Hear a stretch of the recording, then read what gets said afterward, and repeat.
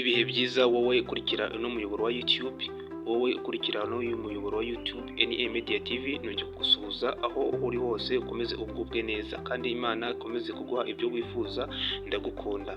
Niba ugeze kuri uno muyoboro wa YouTube uri mushya, icya mbere ni ugukanda subscribe, like, comment, share, warangiza ukaza tukigana amasomo cyangwa se tukamenya amakuru y'inaha iwacu mu Rwanda.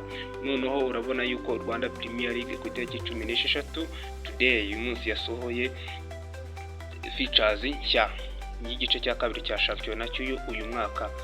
Ni ukuvuga ngo iyi ni viziyo, urabona yuko izatangira ifungura shampiyona, izatangira ifungura igice cya kabiri cya shampiyona, izaba ikina na Gorilla, azaba ari saa 9.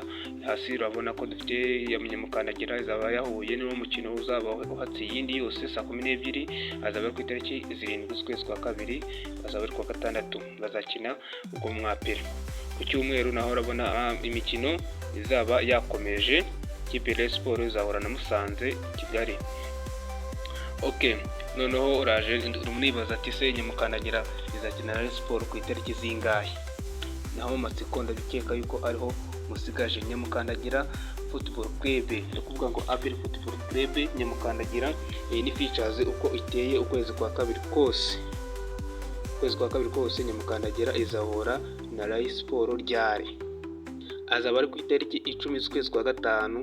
Nyamukandagira Football Club cyangwa APR Football Club, ikipe y'ingabo z'igihugu izahura na Rayon Sport ku itariki 10 z'ukwezi kwa gatanu.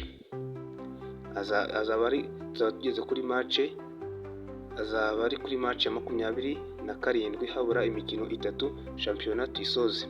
Bazakinira bazakinira kuri stade Amahoro i Remera, stade nshya twubakiwe n'umukuru w'igihugu. Urabona yuko ingiyi ni features yuko iteye kugeza mu kwa gatanu niho shampiyona. Ni features mu kwezi kwa gatatu, ni ukuvuga ngo update zose ngenda nzibaha ko bwije nuko bukeye, nicyo mberaho ku bwanyu. Ndabakunda kandi Imana ikomeze kubishimira, mukomeze mugubwe neza kandi mukomeze gushyigikira ino channel igire kure.